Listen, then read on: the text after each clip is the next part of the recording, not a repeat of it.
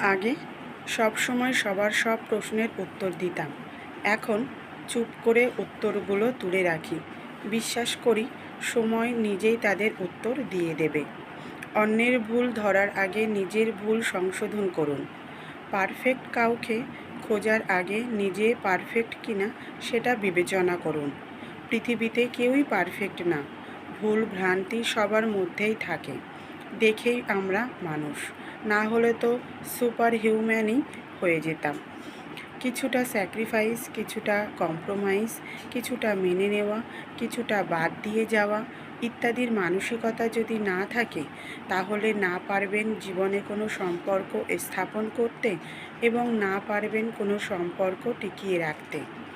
কিন্তু যারা মূল্য দেয় না, তাদের জন্য নিজের ব্যক্তিত্বকে বাদ দেবেন না, বরং জীবন থেকে সেই মানুষগুলোকে এড়িয়ে চলতে শিখুন। না হলে জীবনে শুধু শূন্যতাই পাবেন।